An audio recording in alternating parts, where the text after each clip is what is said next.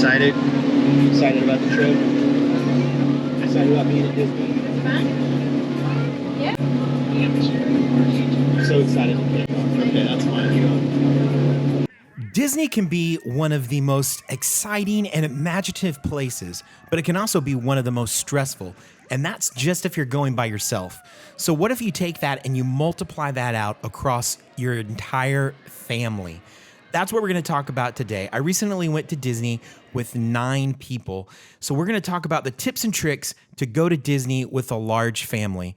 I'm going to share some tools with you guys. I'm also going to share the spreadsheet of expectations and also schedules and reservations and stuff.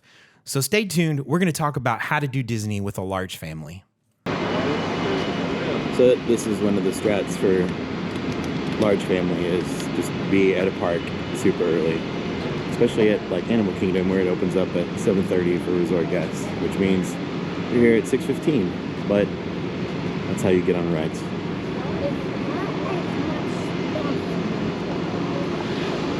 There's not as much stuff here.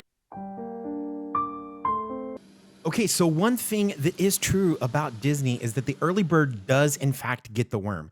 This is true if you're on a small trip, but it's especially true if you have a large family. People don't like getting up early in the morning. And if you can get your family up and out, you're going to ride more rides. That's just a simple truth. Especially if you're a resort guest, because you can get into the parks 30 minutes earlier than everyone else. This is huge. This is usually 1, if not 2 rides every morning that you're getting on that you wouldn't get on if you would have shown up later in the day. So one of the tips for a large family is find places to eat that can accommodate large families. So we're going to be eating today at Beer Garden. It's one of the places that can accommodate 9 people, big long tables, buffet setting, and much more accommodating for a large family at Disney. This is one that not a lot of people think about, but most restaurants right now at Disney World will not accommodate a group of 9. So you have 2 options. Either don't eat at those restaurants or split your party. One way you can work around the party size is split your party up into groups of 5 or less. 5 is the typical max that you can book at most restaurants on property. So what you can do is with multiple accounts at your 60 days out, you can make a reservation for, let's say 5. You can make a reservation for another 5 if you have a group of 10. Put them as close together as possible, preferably 5 to 10 minutes, if not at the same exact time.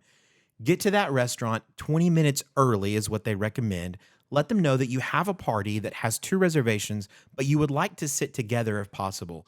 Most restaurants were actually able to accommodate us for this, and if we were willing to wait a little bit longer, they could put us at a table where we could all sit together. Worst case scenario, they can at least put your party in the same room or at tables that are close by.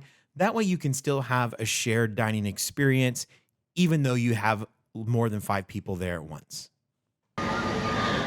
Okay, let's talk for a minute about travel, because this is one of the things that's going to make or break your trip to Disney with a large family. There's a lot of ways to get around at Walt Disney World. 1, you can take the monorail. I actually really recommend this. One of the nice things about the monorail is that it can accommodate a large amount of people.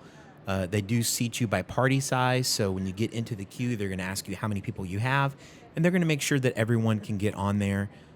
It's a really easy way to move around. If you have ECVs, they can just drive right on, which is kind of nice.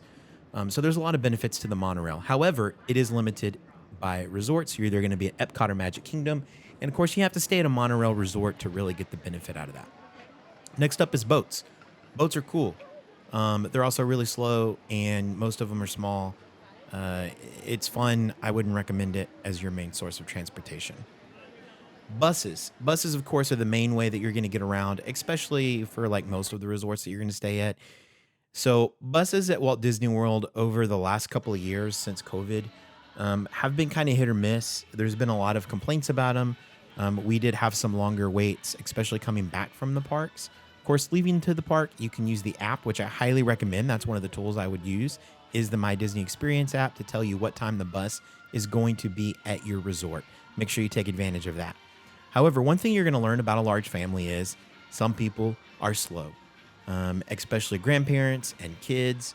and just some adults that are, just people that sleep in and are slow to do things. So one thing I would recommend for your family is don't wait on people. If you're going to wait for your entire party to get on a bus, you're probably going to miss some buses, and you're probably also going to not be able to get on buses. So if people are not there, just go, leave them. They can catch the next one. Y'all can meet up in the park later. This is one pro tip that I think would really shave off a lot of time, is don't wait around.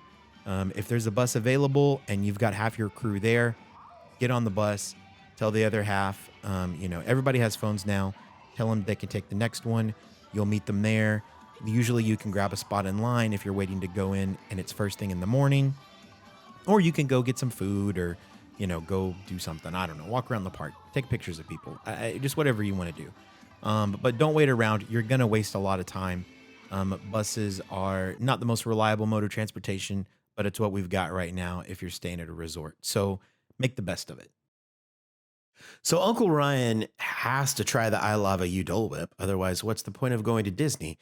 Everyone wants to ride Rise of the Resistance. Well, except for Grandma, who's actually never seen a Star Wars. And you've got to do Tom Sawyer Island. Otherwise, what's the point for the kids? The point is that everyone has expectations of what they want to do at Disney. And everyone has invested a lot of time, money, and effort to be able to get there. So how do you juggle all that and keep everyone in the family happy all at the same time? The answer really is, of course, that you can't. Not everyone is going to be able to do every single thing they want to do unless you are just there for well over a week. So talk about the expectations that everyone has before you go. What I recommend doing is having everyone over to someone's house months before you go to Disney. We did ours about 6 months in advance. And talk about what's going to happen when you get there. How much is it going to cost? How many days of tickets are you all going to buy? Are you going to do Park Hopper or not? Are you going to do Genie Plus or not? What are the must-do things? What's the feel? Do people want to do stuff together? Are they okay splitting up? How are you going to work your time? That way, when you get there, there's no surprises. No one's sitting in a corner talking about, oh, well, they knew that I really wanted to do this and we never got to do it. And I can't believe that they just went off and did their own thing. You're supposed to be a family enjoying yourselves. So having these conversations on the front end is going to help eliminate problems and make your overall experience more stress-free and more enjoyable while you're there. I really like spreadsheets. I'm a very data-driven person. I like understanding everything on paper in advance. So what really helped me was our Disney planning spreadsheet, which you are totally welcome to use. I'll have a link to download it in the description below. If you like it, if it's useful to you, or if you just like this video in general, as always, would really appreciate subscribing and liking the video, sharing it out. We want to do more stuff like this in the future. I can also do an additional video on just the spreadsheet itself. If that's a thing, let me know in the comments. We can break it down. We can run through it. It gives you everything that you need to be able to plan parks, be able to plan restaurants, and make sure that you're ticking those boxes for everyone in your family. Because that's the most important thing, right? You want to be able to do the work on the front end so that when you're there, all you have to do is show up for stuff and everyone knows what's going on. And everyone can just enjoy each other and have fun on family vacation. So once again, everyone, thank you so much for hanging out for this video. I hope it's helpful to you. I hope you enjoy it. Feel free to spread the word. We want to do more stuff like this. There's going to be some vlogs on here. There's going to be some tips and tricks videos. It's a little bit of a mix of everything from our family as we just kind of make our way around the world and around the US.